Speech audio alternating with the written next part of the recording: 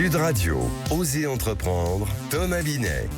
Et c'est l'heure, comme tous les dimanches matins, de votre rendez-vous économique. Bonjour, monsieur Thomas Binet. Bonjour Maxime. Au programme d'Osez entreprendre ce matin. Eh bien Maxime, aujourd'hui je vais vous emmener à Romans-sur-Isère pour découvrir 1083, la marque qui a relancé le jean Made in France en créant tout un écosystème textile à moins de 1083 km de chez vous. Et nous recevons un créateur qui a réussi à transformer une passion en un véritable projet éditorial et entrepreneurial. Il s'appelle Yann Delplanque. Il est le fondateur du podcast à succès Dans la boîte à gants. Un podcast aux 400 000 abonnés qui raconte des histoires humaines à travers l'automobile. Et il publie aux éditions First le livre du même nom. Et nous sommes avec Benjamin Watine, notre consultant entrepreneurial. Il va nous parler de comment un entrepreneur se rémunère-t-il vraiment. Ça intéressera également notre invité. Ecoréseau Business, le magazine de référence pour entreprendre, présente Sud Radio, Osez entreprendre, la saga des entreprises. Mon cher Thomas, pour commencer cette matinée du dimanche comme il se doit, on va partir ensemble à Romans-sur-Isère pour une aventure textile qui, on va pas se mentir, sent très bon le Made in France. On parle jean, mais pas n'importe quel, ceux de la marque 1083. C'est une idée née dans un petit coin de la Drôme, mais qui a fait beaucoup de chemin. Oui Maxime, 1083, c'est d'abord une réponse à une industrie textile sinistrée. En 2013, Thomas Hurier, alors gérant d'une boutique de mode éthique, se dit « Pourquoi ne pas relancer un jean 100% français ?» Avec son frère Grégoire, il lance un pari un peu fou, fabriquer des jeans qui ne parcourent pas plus de 1083 km, la distance entre les deux villes les plus éloignées de France. Résultat, un financement participatif est lancé pour 100 jeans et ils en vendent 1000. Mais c'est une belle preuve d'enthousiasme populaire. Et la suite, comment ils ont tenu la fameuse promesse du Made in France jusqu'au bout? Parce que ça a l'air d'être le cas. Oui, c'est le cas, avec beaucoup de persévérance, Maxime. Et c'est un vrai sens du collectif. En 2014, ils ouvrent leur premier atelier à Romans-sur-Isère. Puis ils reprennent leur principal fournisseur de denim dans les Vosges. En 2021, un deuxième atelier voit le jour et ils construisent un véritable écosystème textile. Autour d'eux, 30 partenaires, des boutons fabriqués localement, des sneakers se produisent à la Cité de la Chaussure, toujours dans un rayon de 1083 km. En 10 ans, ils créent 105 emplois directs et remettent la filière en mouvement. Et à l'heure où on se parle, où en est la marque 1083, est-ce qu'elle continue comme ça d'innover? Plus que jamais, en 2024, ils lancent leur premier jean en coton 100% français, cultivé et recyclé dans l'Hexagone. Après le jean infini, recyclable et consigné, ils poussent encore plus loin l'engagement environnemental. Et petite précision, Maxime, on avait reçu d'ailleurs Thomas Hurier, lui-même, le président de 1083 l'an dernier, dans le numéro 75 d'Osez entreprendre. Donc pour celles et ceux qui veulent en savoir plus sur l'histoire de la marque, l'émission est toujours disponible en replay sur notre plateforme Osez.media. Sud Radio, Osez entreprendre, l'invité. Et pour poursuivre cette conversation avec une certaine forme d'audace, en réalité, mon cher Thomas, nous sommes avec Yann Delplanque. C'est le créateur du podcast à succès Dans la boîte à gants, conférencier également, entrepreneur. Et il vient de publier un livre du même nom que son podcast, et c'était aux éditions First. Bonjour Yann Delplanque. Bonjour Thomas. Alors pour ceux qui nous suivent sur radio.fr ou sur la chaîne YouTube, je montre à l'écran, à la caméra, votre ouvrage qui vient de sortir, donc aux éditions First, comme le disait Maxime. Alors je vais vous citer, si vous le permettez, pour commencer notre échange de ce dimanche matin. Vous écrivez dans votre livre, d'ailleurs vous le commencez ainsi: « Je suis persuadé que chacun d'entre nous a quelque chose qui le rend unique et que l'on devrait apprendre à le cultiver. Pour ma part, ce quelque chose, c'est une passion dévorante pour l'automobile et la moto, au point même d'ailleurs d'inquiéter ma mère lorsqu'elle a compris que je pouvais reconnaître n'importe quelle voiture à ses phares dans la nuit. Ça commence ainsi, on pourrait même dire que votre destin entrepreneurial débute de cette manière. » On peut dire ça effectivement, il m'a fallu 25 ans pour l'assumer, cette passion. De base, j'étais fiscaliste, donc absolument rien à voir. Et je pense que, comme beaucoup, le confinement a aidé à trouver un sens et à me dire que finalement la vie est assez courte et qu'il faut savoir saisir la vie qu'on veut vraiment avoir. Alors justement, vous avez parlé de votre passé de fiscaliste. À 25 ans, je continue de vous citer, vous vous décrivez comme le cliché du jeune cadre dynamique dans un cabinet d'avocat d'affaires. Vous avez une collection de costumes, vous parlez franglais et en acronyme, et vous avez osé, vous aussi, écouter cette petite voix intérieure qui vous disait de vous lancer dans l'entrepreneuriat. Mais ce sera un échec parce que vous lancez dans l'automobile. Mais là, c'est pas la réussite de l'entrepreneur que vous espériez. À vrai dire, je me suis laissé un an pour faire quelque chose de cette passion. Et effectivement, avant que le podcast arrive, au bout de 3-4 mois, j'ai lancé d'autres projets qui ont été des flops. La chance que j'ai eue, c'est que je m'en suis rendu compte assez vite. Alors, vous n'abandonnerez pas pour autant, et par le hasard de la vie, dites-vous, Moi, je croyais que Paul Éluard avait dit que le hasard n'existait pas, c'était seulement des rendez-vous.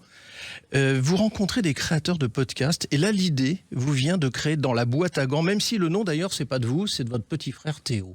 C'est de mon petit frère, tout à fait, qui l'a trouvé un peu éméché tard dans la nuit. Ça aurait pu avoir un autre nom qui aurait été peut-être un peu moins bien. Et effectivement, c'est une rencontre un peu inattendue qui a fait que j'ai lancé ce podcast en me disant tout simplement, je vais créer le podcast que j'aurais aimé écouter. Alors on va s'intéresser justement à votre podcast, parce que monter un podcast indépendant, l'installer sur la durée et en faire une marque, c'est une aventure entrepreneuriale, en tout cas moi je l'estime comme telle.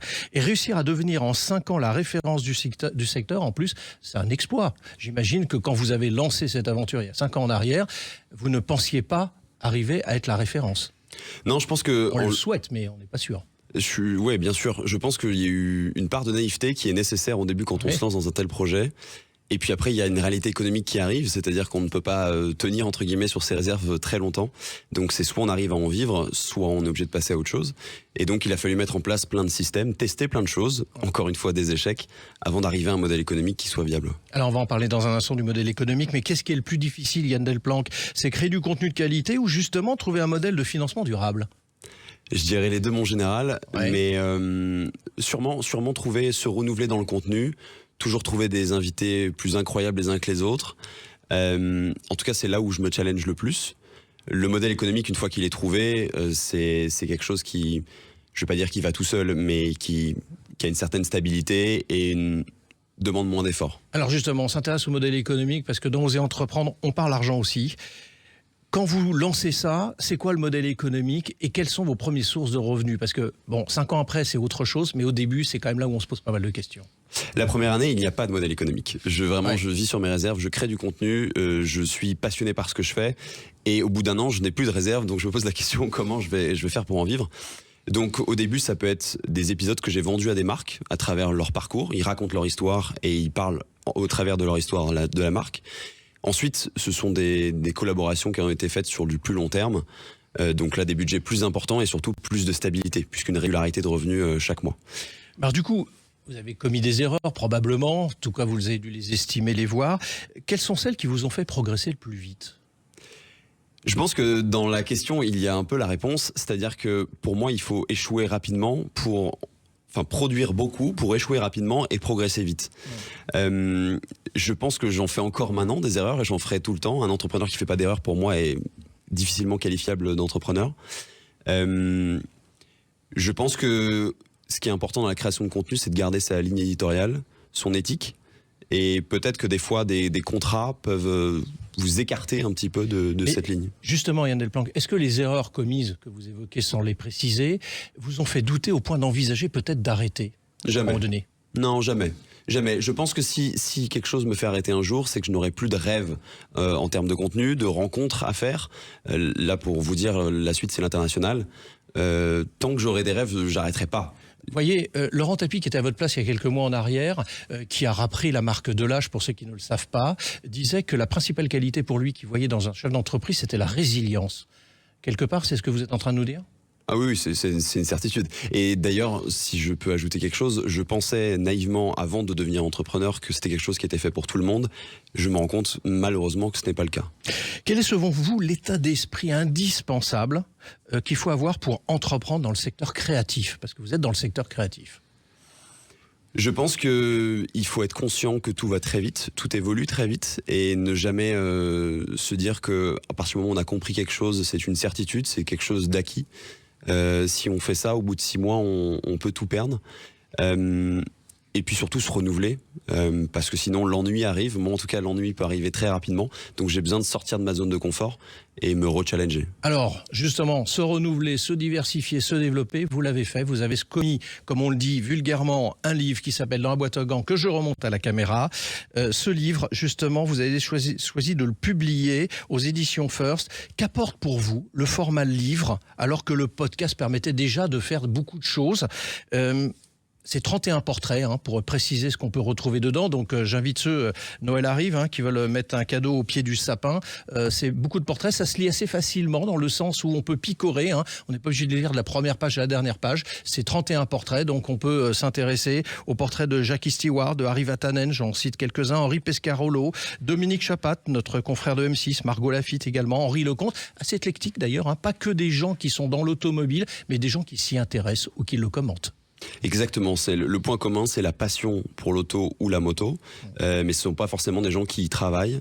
Et pour répondre à votre question, je pense que le livre est un objet tangible, là où ce que je crée, même si j'ose espérer que ça devienne des archives pour beaucoup, ça reste de l'audiovisuel, et je trouve que l'objet est quand même intéressant. Alors beaucoup de nos auditeurs qui vous écoutent, mais même avant de vous écouter, se posent souvent la question, d'ailleurs, parce que certains rêvent de lancer leur podcast, certains le font d'ailleurs, ou leur projet créatif. Quel conseil, maintenant que vous avez 5 ans d'antériorité dans le domaine, quel conseil vous pourriez leur donner pour savoir comment ils doivent s'y prendre au début? Est-ce qu'il y a un conseil majeur que vous avez en mémoire? Je dirais que le début, c'est pas le plus compliqué. Le plus compliqué, c'est de durer. Ouais. Et c'est pour ça qu'avoir une passion... Faut se druckeriser, donc. Ouais, exactement. Et le fait d'avoir une passion, c'est quand même un allié dans les moments difficiles. Donc, tant qu'à se lancer dans un sujet, autant que ça soit un sujet quand même qui vous plaise. Alors, dernière question pour vous, Yann Delplanque. Si vous deviez laisser un objet symbolique dans la boîte à gants des auditeurs qui nous écoutent pour les inspirer à entreprendre, vous y glisseriez quelle idée? C'est une bonne question, celle-là, je l'avais pas vu venir. On est un peu là pour ça, voyez-vous. Ouais, c'est vrai. Là, on le reconnaît tellement. C'est vrai, là, je suis cueilli, là. Un objet... Ou une idée. Allez, je vous aide. Une idée. Je suis pas sûr que je vous aide d'ailleurs. Mais non, je vais rester sur l'objet, sinon je vais partir trop loin. Je pense que la base de tout ce que je fais, c'est le voyage. Je voyage énormément pour rencontrer mes invités. Donc aller à la rencontre du monde, voyager. Exactement. Donc un passeport. Un passeport que je suis en train de refaire, je vais refaire juste après. Donc un passeport, c'est très bien. Merci à vous, Yann Delplanque. Merci à vous. Merci beaucoup d'être passé du côté d'Oser Entreprendre. N'oubliez pas votre passeport. Et je rappelle que vous êtes le créateur du podcast Dans la boîte à gants et auteur du livre du même nom. C'est aux éditions First. Sud Radio, Oser Entreprendre, les essentiels de l'entrepreneuriat. Pour clore ce numéro d'Oser Entreprendre, mon cher Thomas, nous sommes avec Benjamin Watine. C'est le cofondateur de Sovereign, plateforme d'investissement pour les entreprises en croissance et consultant entrepreneurial pour Oser Entreprendre. Et aujourd'hui, avec les débats sur la taxation des entrepreneurs qui ne cessent de revenir, notamment on le voit quand on étudie la loi de finances, mais il y a une réalité quand même qui reste méconnue, c'est un entrepreneur. Il est certes entrepreneur, mais comment il se rémunère? Oui, Maxime, parce qu'on imagine quand même souvent que créer sa société, sa boîte, comme on dit plus trivialement, c'est gagner sa liberté et un bon salaire. Bon, on l'a entendu avec notre invité, c'est pas systématique, surtout au démarrage. Mais dans la réalité, Benjamin, très concrètement, un entrepreneur, ça gagne combien? Parce qu'on va s'intéresser aux chiffres. Et bien souvent, pas grand-chose, il faut le dire. Contrairement aux idées reçues, beaucoup d'entrepreneurs ne se paient pas la première année, les premiers mois.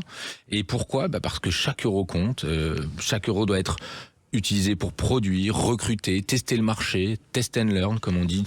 Et l'entrepreneur est son propre premier investisseur, il repousse sa rémunération pour faire survivre l'entreprise. Donc si je vous entends bien, et si j'ai bien entendu notre invité, et ça a été son cas d'ailleurs, pas de salaire de patron au démarrage. Non, bien au contraire. En moyenne, un dirigeant de start-up en amorçage en France, ça gagne entre 1500 et 2500 euros.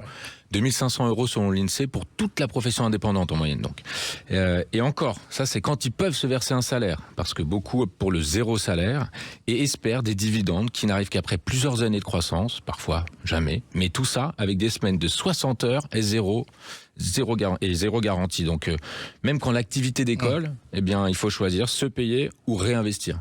Si je vous écoute, ça donne pas forcément envie à un entrepreneur de se lancer. Alors pourquoi se lancer justement si c'est ni confortable ni rentable au démarrage? On l'a vu avec Yann juste avant, parce que l'entrepreneuriat c'est pas une recherche de rente, c'est une quête de construction et de sens.